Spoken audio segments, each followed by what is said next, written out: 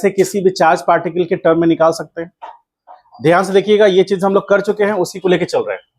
इसमें क्या कर रहा है कि यदि charge particle A B position से, कोई चार्ज पार्टिकल बी पोजीशन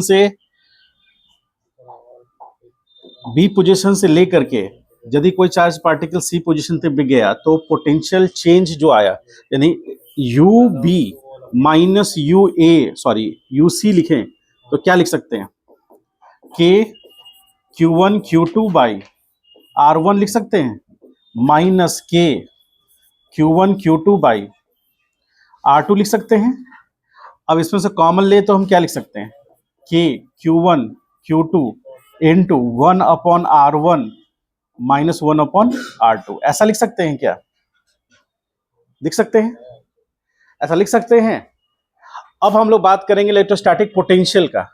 तो पोटेंशियल कैसे डिफाइंड होता है? जैसे मान लीजिए कि ये दो पॉइंट हैं, ये पॉइंट को ए कह रहे हैं, ये पॉइंट को बी कह रहे हैं। पोटेंशियल एट पॉइंट बी पता करना होगा, तो हम ये डिस्टेंस मान लीजिए ए है, तो हम क्या लिख सकते हैं, पोटेंशियल एट पॉइंट बी क्या हो जाएगा, K Q one Q two by A, ऐसा लिख सकते हैं। अरे बोलो, ठीक। Potential at point B. Now electrostatic potential, electrostatic potential, electrostatic potential को किससे डिनोट करते हैं हम लोग, V से। तो V इज इक्वल टू क्या होगा, इलेक्ट्रोस्टैटिक पोटेंशियल एनर्जी पर यूनिट चार्ज, यानी कि इलेक्ट्रोस्टैटिक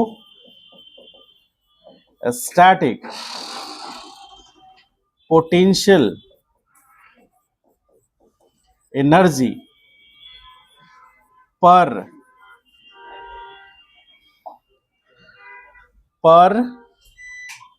यूनिट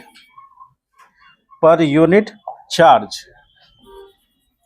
पर यूनिट चार्ज। तो यदि हम पोटेंशियल एनर्जी पता करना चाहें एट पॉइंट बी, पोटेंशियल पता करना चाहें एट पॉइंट बी, तो potential at point B is equal to क्या होगा, potential energy at point B by charge. यहां पर क्या है, इस पॉइंट पर, यहां पर चार्ज क्या लिए हम, इस पॉइंट का चार्ज मान लीजिए Q1 है और इस पॉइंट का चार्ज मान लीजिए Q0 है। तो उस केस में हम क्या लिखेंगे, बोलिए, यहां पर हम क्या लिख सकते हैं, यहां पर क्या लिख सकते हैं, UB बाई Q0 लिख सकते हैं क्या? तो पोटेंशियल एट पॉइंट B बराबर क्या हो गया, K Q1 Q0 by R और इंटू Q0, तो क्या आया, KQ बाई R, और यहाँ R की जगह पर क्या है, A, तो ये क्या हो जाएगा, KQ बाई A, यानी पोटेंशियल एट B क्या मिलेगा, KQ बाई A।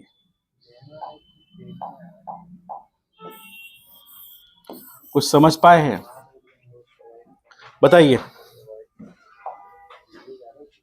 कुछ समझ पाए? समझ पाए हैं तो बताइए। किसी भी पॉइंट पर पोटेंशियल पता करने के लिए उस पॉइंट पर पोटेंशियल एनर्जी पता करना पड़ेगा, और उस पॉइंट पर पोटेंशियल एनर्जी को यदि हम उस पॉइंट के चार्ज से डिवाइड कर देंगे तो हमें उस पॉइंट पर पोटेंशियल पता चलेगा, पोटेंशियल एनर्जी नहीं। पोटेंशियल एनर्जी और पोटेंशियल में मेजर डिफरेंस उसी तरह का है जैसा कि इलेक्ट्रोस्टैटिक फोर्स और इलेक्ट्रोस्टैटिक फील्ड में है। तो electrostatic field at A point पता करने के लिए electrostatic force per unit charge होता है, उसी तरह इलेक्ट्रिक पोटेंशियल किसी पॉइंट पे पता करने के लिए उस पॉइंट पर इलेक्ट्रोस्टैटिक पोटेंशियल एनर्जी पर यूनिट चार्ज होता है। तो पोटेंशियल किसी पॉइंट पर निकालने के लिए चार्ज नहीं भी है तो हम निकाल सकते हैं, जिस तरह से इलेक्ट्रिक फील्ड किसी पॉइंट पर निकालने के लिए यदि फील्ड नहीं भी है तो भी हम, मतलब वहां उस पॉइंट पे चार्ज नहीं भी है तो भी हम निकाल सकते हैं। तो इलेक्ट्रोस्टैटिक पोटेंशियल कहाँ एग्री करेगा, मतलब वो कहाँ पर लाई करेगा, जहां कहीं भी रेंज होगा।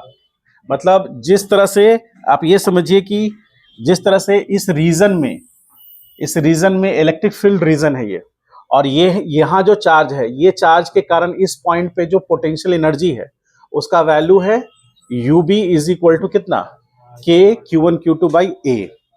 ये क्या है, ये एनर्जी है उस पोजीशन पर, किसके कारण, यहां पर जो चार्ज रखा हुआ है उसके कारण, ठीक। और उसमें इसके चार्ज का भी वैल्यू है। यदि बी पॉइंट पे हमको पता करना होगा कि पोटेंशियल एनर्जी कहाँ क्या है, तो उस पॉइंट पे चार्ज होना जरूरी है। यदि उस पॉइंट पे चार्ज नहीं होगा तो उस पॉइंट पर हम एनर्जी पता नहीं कर सकते हैं। लेकिन यदि हमको उस पॉइंट पर पोटेंशियल पता करना होगा तो उसके लिए हमें चार्ज वहां नहीं भी है तो हम कर सकते हैं।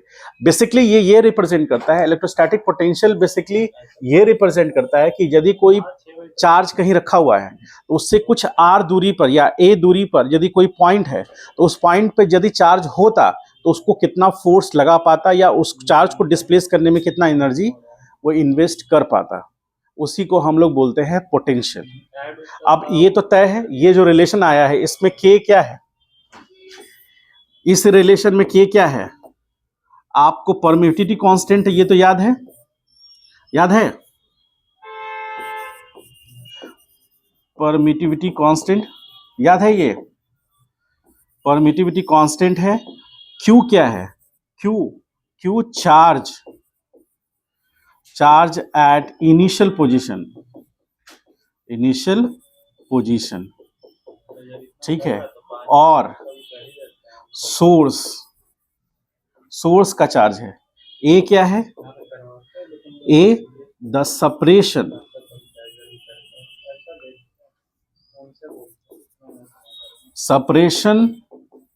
of charge from the point, जिस पॉइंट पे हमें निकालना है उससे चार्ज का दूरी, जैसे किसी भी पॉइंट पे निकालने के लिए मान लीजिए कि यहां पर हम यहां पे कोई चार्ज है, कैपिटल Q है, पोजीशन A है उसका, और यहां से हम मान लीजिए सपोज स्मॉल r डिस्टेंस पर हम कोई पोजीशन ले रहे हैं, n पोजीशन ले रहे हैं। अभी इस n पोजीशन पे हमको पोटेंशियल यानी पोटेंशियल एट पॉइंट n पता करना है, तो क्या करना पड़ेगा, K Q बाई R। इस पॉइंट पे पोटेंशियल पता चल गया। तो as R increases this implies V decreases, यानी जितना डिस्टेंस बढ़ेगा रीजन में, जितना दूर जाएंगे तो पोटेंशियल का वैल्यू घटेगा, यानी कि चार्ज को वहां से लेके आना या चार्ज को वहां से डिस्प्लेस करने की एबिलिटी किस चार्ज की, सोर्स चार्ज की, घटने लगेगी। समझ गए? तो सोर्स चार्ज की इसकी एबिलिटी, इस पोजीशन पे यदि कोई चार्ज रखा है तो यदि वो पॉजिटिव चार्ज है तो उसको रिपेल करने की, और यदि यहाँ नेगेटिव चार्ज है तो उसको अट्रैक्ट करने की जो एबिलिटी है उसी को क्या बोलेंगे, पोटेंशियल।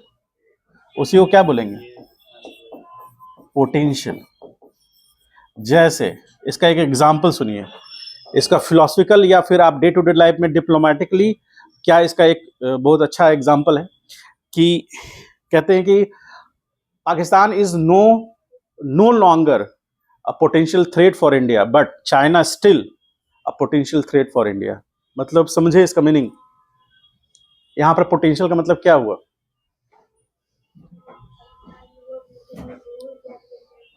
क्या?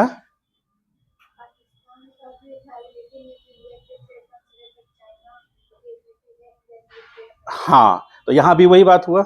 यहां पर क्या कह रहा है कि ये जो चार्ज है, ये चार्ज यहां पर रखे किसी चार्ज को डिस्टर्ब कर सकता है कि नहीं कर सकता है। यदि कर सकता है तो इसकी एबिलिटी है, और नहीं कर सकता है तो उसकी एबिलिटी नहीं है। यदि वो ये यहाँ का चार्ज इस पॉइंट के चार्ज को डिस्प्लेस कर सकता है तो ये it is a potential, significant potential और थ्रेट, या फिर significant potential for that particular point. उस एन पॉइंट के लिए वो पोटेंशियल थ्रेट है या फिर पोटेंशियल है, क्योंकि वहां पर रखे चार्ज को वो या तो अट्रैक्ट कर सकता है या रिपेल कर सकता है। यदि ये चार्ज का मैग्नीट्यूड बहुत कम हो तो देखिए एक एक्सप्रेशन क्या आया, के क्यू बाई ए, तो क्यू का वैल्यू घटेगा तो बी का वैल्यू घटेगा, और यदि ए का वैल्यू घटेगा तो वी का वैल्यू बढ़ेगा। यानी कि हम जितना नजदीक ले जाएंगे पॉइंट किसके, सोर्स चार्ज के, तो उतना ही वो स्ट्रांग हो जाएगा, यानी उसका पोटेंशियल बढ़ेगा। तो पोटेंशियल का मीनिंग क्या समझ में आया, यदि कोई भी चार्ज अपना एक रीजन क्रिएट करता है और वो उस रीजन में जितना सफिशिएंटली, जितना स्ट्रांगली यदि किसी चार्ज को या तो अट्रैक्ट कर सकता है या रिपेल कर सकता है, तो वो उसकी क्षमता जो है, that ability is known as potential of the charge. उस चार्ज का पोटेंशियल, और किस पे डिपेंड कर रहा है? उस चार्ज के मैग्नीट्यूड पर, और उस चार्ज का जिस पॉइंट पे लिया गया डिस्टेंस है उससे उसका डिस्टेंस पर। डिस्टेंस बढ़ेगा ऑब्वियसली पोटेंशियल डिक्रीज करेगा, और यदि चार्ज जो सोर्स चार्ज है वो बढ़ेगा तो उसका पोटेंशियल बढ़ेगा। आप ऐसे समझिए कि छोटा मैग्नेट और छोटा आयरन बॉल उसको अट्रैक्ट कर रहा है, यदि इसके मैग्नीट्यूड को बढ़ा दें तो ये ज्यादा दूर पे भी अट्रैक्ट कर लेगा।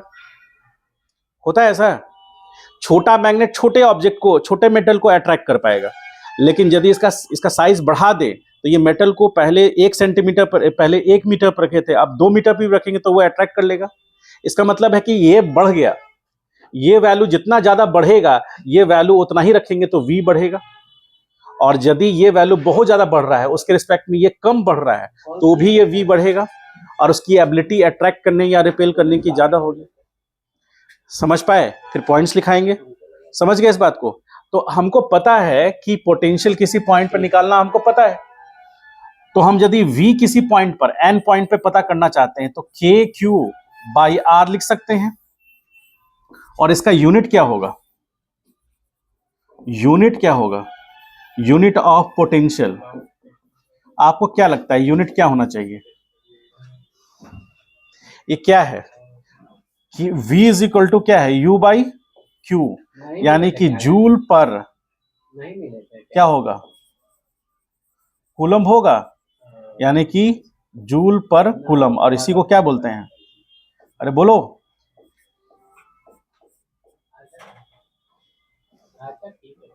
टेंथ क्लास में पढ़े हैं? बोलो, 10th क्लास में पढ़े हैं?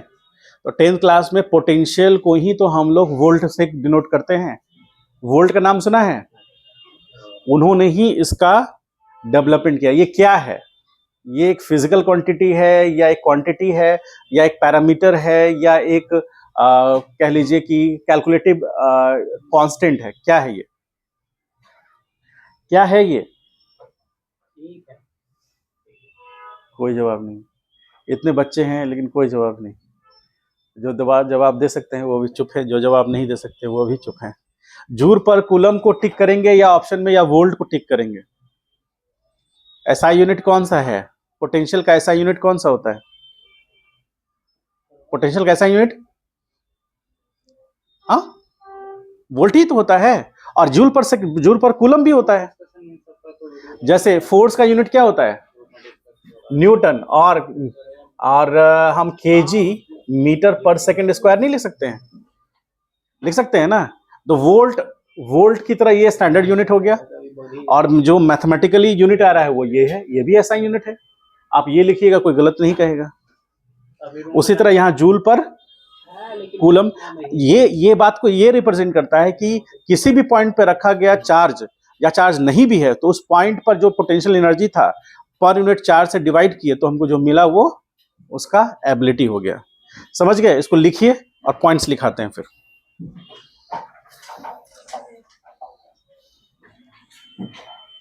सीधा करते हैं।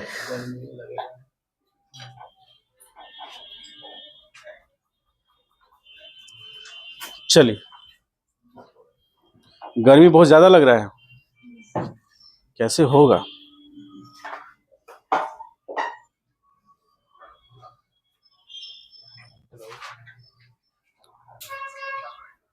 बहुत इंटरेस्टिंग टॉपिक है। स्टार मार्क दिए हैं, मतलब इससे क्वेश्चन उठेगा।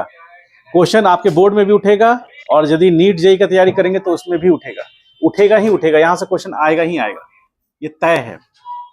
ठीक है, अब ध्यान से समझिए कि कैसे रिलेट करेंगे। आपको पता है change in potential energy delta U is equal to -WC था। ये हमने पढ़ा है। कहां से पढ़ा है हमने? फ्रॉम वर्क एनर्जी थ्योरम से। सब लोग जानते हैं इस बात को? कोई ऐसा है जो इससे अनजान है? सब लोग जानते हैं इस बात को? Change in potential energy is equal to -WC, यानी कि work done by conservative force. तो यहाँ इलेक्ट्रोस्टैटिक फोर्स एक कंजर्वेटिव फोर्स है, हम उसको यूज कर सकते हैं इस रिलेशन को। तो याद कीजिए यहाँ डेल्टा यू यानी कि change in potential energy is equal to minus, और यदि हम यहाँ डेल्टा ले रहे हैं तो हम छोटे से एनर्जी के लिए ले फॉर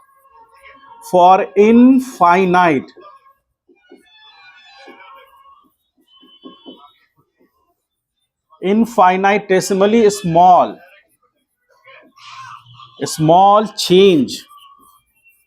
चेंज इन वर्क, तो हमें क्या मिलेगा, du मिलेगा is equal to minus DWC मिलेगा। क्या इस बात से आप इत्तेफाक रखते हैं? बोलिए, क्या ये विचार सही है?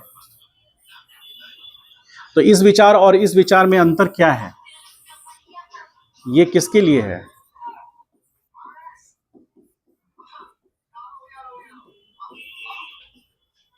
सिग्निफिकेंट चेंज के लिए। और ये बोलिए,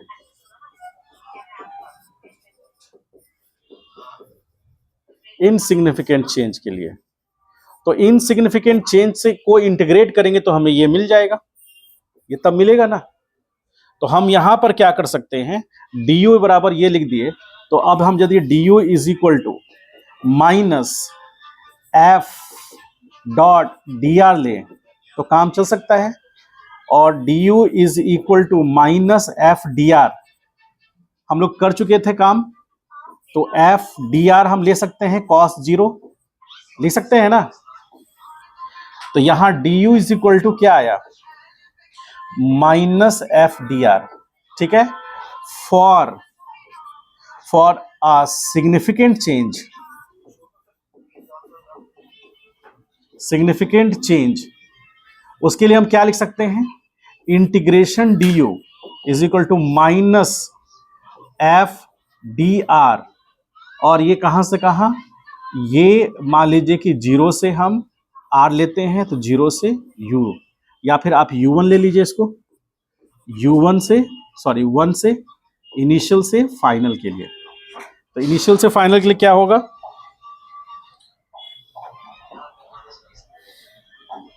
इनिशियल से फाइनल के लिए क्या होगा बताइए। जब ये r का वैल्यू 0 यानी कि डेल्टा r का वैल्यू 0, पहला डायग्राम बताए थे, याद है? सबसे पहला डायग्राम ये देखिए, इस डायग्राम को ध्यान से देखिए, कहां से कहां गया, कौन कहां से कहां गया, अरे बोलो, कोई कुछ नहीं बोलता है। क्या जी तुमको अभी क्या हो जाता है, नहीं क्या? और उस समय पूछते तो अभी मतलब मुद्दे पे पूछते तो कोई जवाब ही नहीं देता है। अरे बी से सी में क्या हुआ, चार्ज डिस्प्लेस हुआ। ध्यान से देखिए, बी पर कितना चार्ज है और सी पे कितना चार्ज है। तो Q2 चार्ज बी से डिस्प्लेस होकर कहां गया, सी पर गया। तो कितना डिफरेंस आया डेल्टा आर का।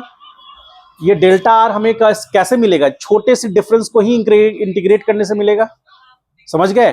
तो यहां पर ये वही डिफरेंस है ये।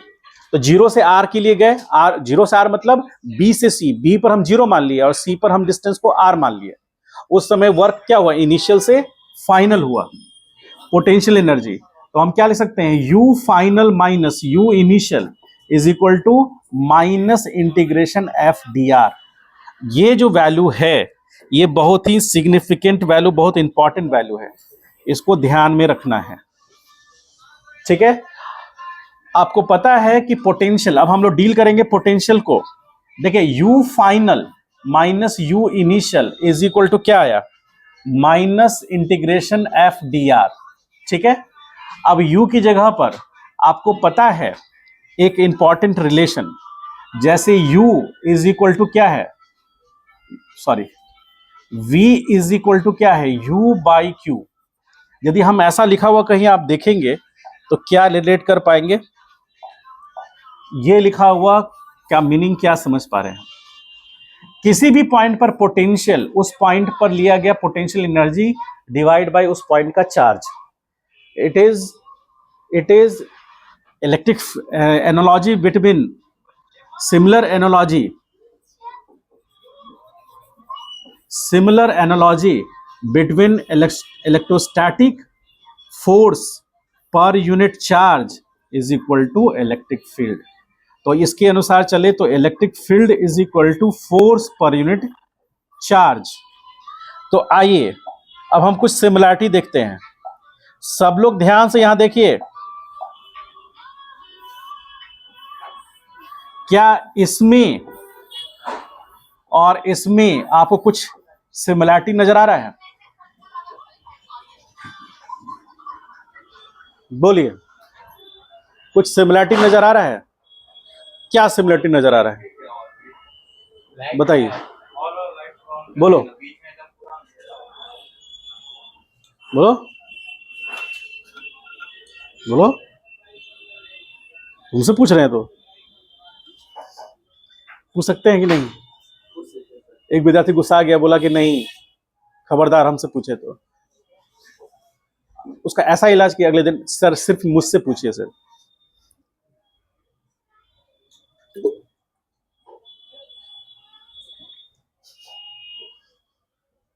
क्रिश किससे गाना सुनेगा?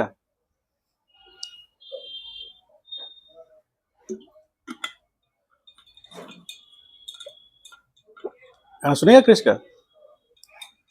पुष्कर से पूछ रहे हैं। अरे बताइए, कोई तो बताओ दोनों में क्या डिफरेंस है, क्या सिमिलरिटी है?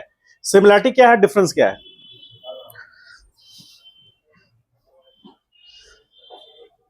फोन आ रहा है क्या? किसका? बात करो हमसे, लगा कर बात करो। हम तो खोजते रहते हैं, किसी का तो फोन आए, बात करवाओ ना। लोग फिजिक्स का मास्टर बात करना चाहता है, घस कर ले थोड़ा, बात करो। और तुरंत पिताजी से भी बात करो ना। मेरे पास जो अथॉरिटी है ना उसको आप टच नहीं कर पाएंगे। और किसने दिया है वो अथॉरिटी? यदि हम बोलें इसके पिताजी को कि देखिए क्लास में बैठ के दोस्त से बात कर रहा था, तो इसके पिताजी मेरा साथ देंगे कि इसका? एक्सेप्ट नहीं किया। मैसेज करो, मास्टर वो बात करना चाहता है, मैसेज करो, बात करो।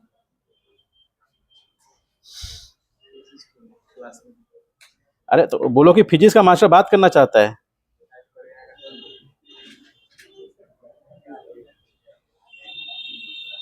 आप लोग जवाब दीजिए।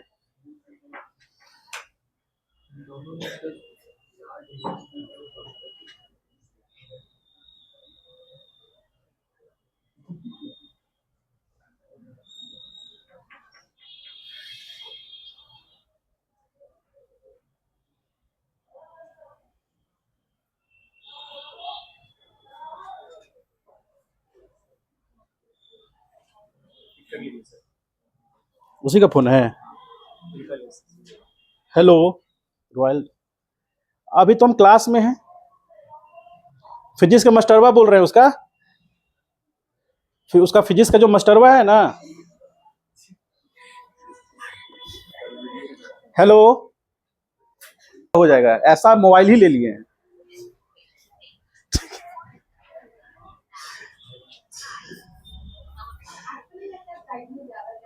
कम कर लो, तुम भी कर सकते हो। आइए देखिए, पढ़ा चुके हैं फिर भी पढ़ा रहे हैं, लेकिन देख रहे चेहरे पर कोई सिकन है? थेथर हो गए हम भी आप लोग के साथ ही। आइए यही करो, मेरा गुरु देखेंगे तो कहेगा कि क्या पढ़ा रहा है गधा। अरे यूट्यूब पे सब दिख रहा है, कभी कभी बढ़ जाता है। कुछ लोगों को समझ में नहीं आया।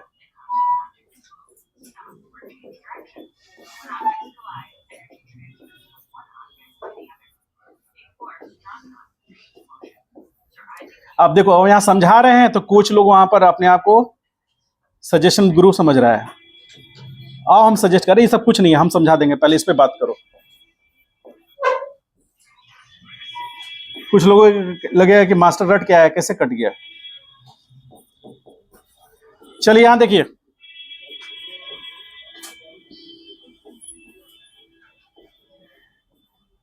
ये समझ पाए और जो हम लिखे हैं समझ पाए हैं।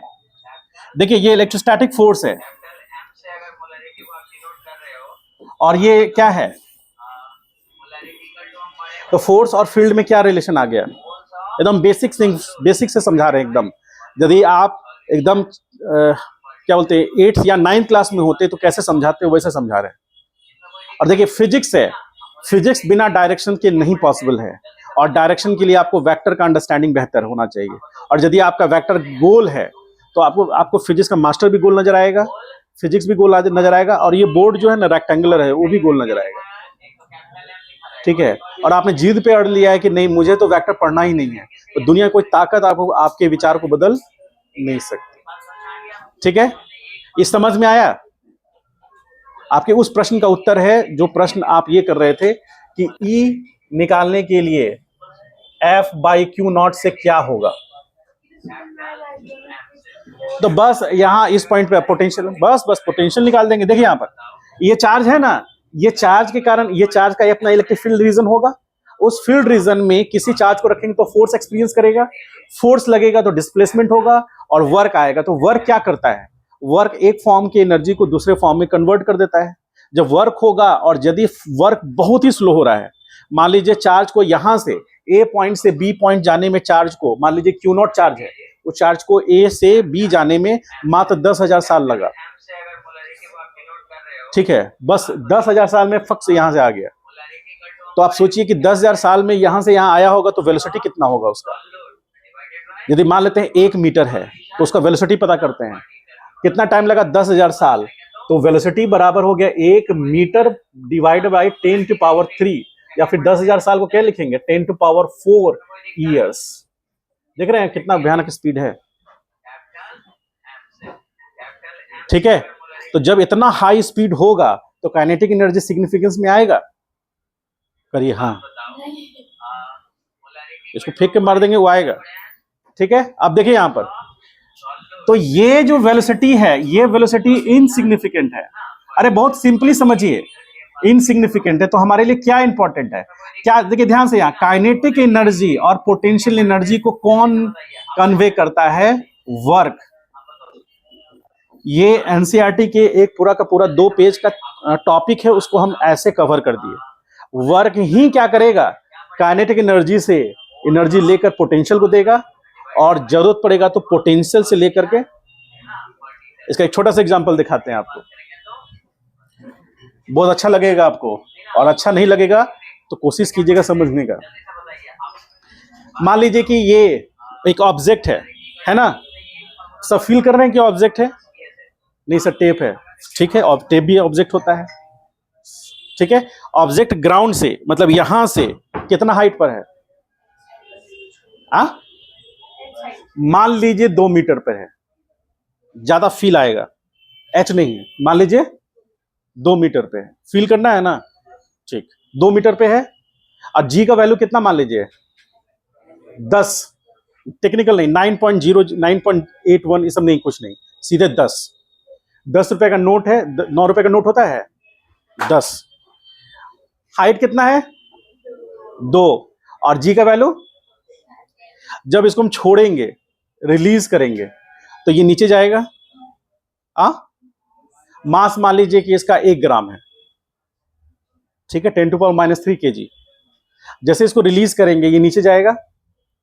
ठीक है, तो फोर्स लगेगा तो फोर्स लगेगा तो नीचे जाएगा ना। यदि इस पर फोर्स नहीं लग रहा होता तो यहीं रह जाता, लेकिन छोड़ेंगे तो नीचे जाएगा। तो क्या एक्ट करेगा इस पर, अरे समझो, ये टेप है ना, जब ये नीचे जाएगा और ग्राउंड को हीट करने वाला होगा, ये हाइट हमने कितना लिया है 2 मीटर, तो ये टेप का मास कितना है m बराबर 10⁻³ kg है ना। जब ये नीचे जाएगा, क्यों नीचे जाएगा, क्योंकि mg फोर्स लग रहा है। तो जब ये नीचे जाएगा तो मान लीजिए कि ये बीच हाइट पे आ गया, तो यहां से यहां ये दूरी जो h है, ये h1 है, ये 1 मीटर है, और यहां से ये h2 जो है वो 1 मीटर है। ठीक है, समझ गए। तो यहां पर इस पोजीशन को A बोलते हैं, इस पोजीशन को B बोलते हैं, और इस पोजीशन को C।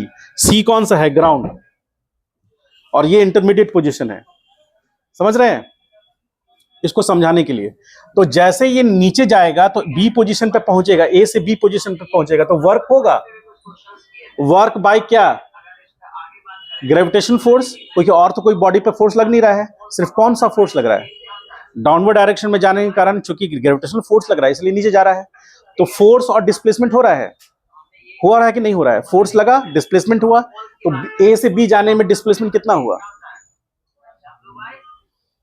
बोलो, क्या एफ डॉट एक्स ऐसा पढ़े हैं? ठीक है, तो फोर्स किधर लग रहा है? नेगेटिव वाई में। डिस्प्लेसमेंट किधर हो रहा है? तो कॉस थीटा कितना होगा? Cos zero. वेरी गुड, ये तो समझ में आ रहा है, लगता है मास्टर ठीक है। आइए, तो यहां फोर्स कितना लगा? mg, और x कितना हुआ a से b जाने में? और cos जीरो का पूरा वैल्यू जानते हैं आप। मास कितना है? 10 टू पावर -3, और g का वैल्यू कितना है? तो कितना आ गया? 10 to power -2 joule energy. Work हुआ ना, 10 टू पावर -2 जूल का वर्क हुआ। ठीक है, इस हाइट से यहां आ गया, तो क्या इस हाइट पर वर्क, क्या इस हाइट पर उसका वेलोसिटी जीरो है? नहीं जीरो है, यहां जीरो था। तो इस पॉइंट पर पोटेंशियल एनर्जी कितना था? वेलोसिटी तो जीरो है, तो पोटेंशियल एनर्जी U कितना था? mgh। मास कितना? 10 टू पावर -2, g का वैल्यू 2, और ये 2, तो कितना आ गया? 10 टू पावर -1 इंटू 2, यानी कि 2 इंटू 10 टू पावर -1 जूल। और इस पोजीशन पे आया तो कितना हो गया? 10 टू पावर -2। तो घटा कि बढ़ा?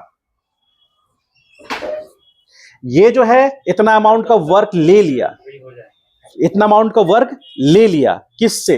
पोटेंशियल से। किस में कन्वर्ट कर दिया? अरे इस पॉइंट पर वेलोसिटी कितना था, इसलिए काइनेटिक क्या हुआ? इस पॉइंट पे हाइट कितना है, इसलिए उसका पोटेंशियल एनर्जी होगा ना, हाइट के कारण। अब जब वो नीचे आने लगा तो पोटेंशियल डिक्रीज किया, क्योंकि हाइट घटा। तो किस में कन्वर्ट हुआ? वो कौन करके दिया? वर्क। आ जाता है, तुरंत आ जाता है। ठीक है, तो यहां पर पोटेंशियल एनर्जी कम होगा, और यहां पर चूंकि वेलोसिटी जीरो नहीं है इसलिए कुछ वैल्यू वेलोसिटी में कन्वर्ट हो गया, जो कि उसका काइनेटिक एनर्जी में कन्वर्ट हो गया। अब यहां से वो और नीचे जाएगा तो पोटेंशियल और डिक्रीज होगा, और आपको सबको पता है कि ऊपर से नीचे ना वेलोसिटी बढ़ेगा। तो वेलोसिटी बढ़ा मतलब काइनेटिक बढ़ा, और हाइट घटा मतलब पोटेंशियल घटा। कौन कन्वर्ट किया? वर्क।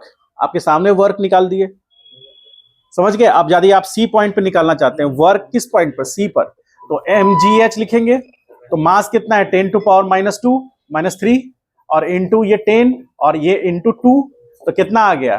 10 टू पावर -2 इंटू 2, जो हाइट पे था वही आ गया ग्राउंड पर, हुआ ना। यानी जितना भी उसके पास पोटेंशियल था, जब ग्राउंड को हिट करेगा, ये जब ये ग्राउंड को हिट करेगा तो इसका पोटेंशियल क्या हो जाएगा? अभी पोटेंशियल मैक्सिमम है, जैसे से नीचे जाएगा पोटेंशियल एनर्जी डिक्रीज करेगा, काइनेटिक बढ़ेगा, बढ़ता बढ़ता बढ़ता जब ग्राउंड को हिट करने वाला होगा तो पोटेंशियल पूरी तरह से जीरो हो जाएगा, और वो सब पोटेंशियल एनर्जी किस में कन्वर्ट हो जाएगा? और मान लीजिए नीचे से ऊपर आ रहा है तो वेलोसिटी घट रहा है, जीरो हो रहा है, तो जब टॉप पे आएगा वहां पर काइनेटिक एनर्जी जीरो होगा, और जितना भी काइनेटिक एनर्जी नीचे में था वो सब किस में कन्वर्ट हो जाएगा? कौन करके देगा? वर्क। समझ पा रहे हैं? कुछ समझ में आया? चलिए, तो हम लोग यहां विचार करें। अब यहां पर विचार करने का मतलब ये है कि यदि ये जो चार्ज है, ये चार्ज को यहां से यहां डिस्प्लेस किया गया, ठीक है, डिस्प्ले किया, तो इस पोजीशन पे वो पहुंचा, तो इस पोजीशन पे पहुंचा तो उसके पास एबिलिटी है, किसके पास? कैपिटल क्यू के पास, इसको डिस्प्लेस करने की। ठीक है, तो पोटेंशियल क्या कहता है? पोटेंशियल एनर्जी इस पॉइंट पे निकालेंगे, इस पॉइंट पे पोटेंशियल एनर्जी के लिए निकालने के लिए क्या करना पड़ेगा? इस पॉइंट पर U एट B निकालने के लिए क्या करना पड़ेगा? Capital Q small q not division में क्या करना पड़ेगा? R नॉट करना पड़ेगा। ये पोटेंशियल एनर्जी उस पोजीशन पे निकल गया। अब यदि इसी पोजीशन पे हमको पोटेंशियल सिर्फ पता करना है तो हम क्या करेंगे? Q से Q नॉट से डिवाइड कर देंगे इस पॉइंट के चार्ज को, तो Q बाय क्या हो जाएगा? ये पोटेंशियल निकल गया, ये पोटेंशियल एनर्जी निकल गया, ये फोर्स निकल गया इस पोजीशन पे, ये पोटेंशियल, ये इलेक्ट्रिक फील्ड निकल गया। समझ पाए? अब देखिए बी पॉइंट पर हमको इलेक्ट्रिक फील्ड निकालना है, तो बी पॉइंट का चार्ज से कोई मतलब है? यदि हमको बी पॉइंट पे पोटेंशियल निकालना है तो बी पॉइंट के चार्ज से कोई मतलब है? मतलब पोटेंशियल निकालने के लिए उस पॉइंट पर चार्ज है या नहीं है, इससे कोई फर्क नहीं पड़ता। इलेक्ट्रिक फील्ड निकालने के लिए उस पॉइंट पर चार्ज है या नहीं है, उससे कोई फर्क नहीं पड़ता। फोर्स निकालने के लिए उस पॉइंट पर कितना चार्ज है वो जरूरत है, और यदि उस पॉइंट पर हमको पोटेंशियल एनर्जी निकालना है तो हमको जरूरत है। अदरवाइज कुछ बात समझ में आई? ये सब समस्या इसलिए हो रही है क्योंकि मेरा 11 ठीक से पढ़ा हुआ, समझ गए? यदि काश मैं 11 ठीक से पढ़ा होता तो आज इस मास्टर के सामने बेइज्जती होने की जरूरत क्या? कृष्ण चलिए छापिए।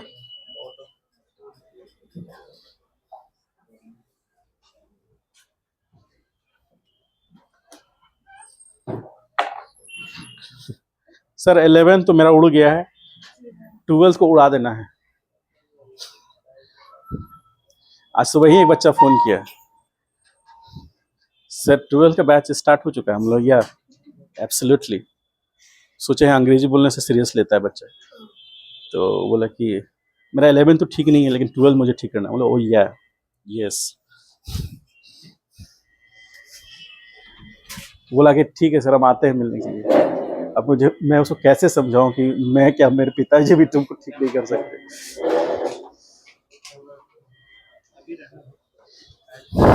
क्या रवि?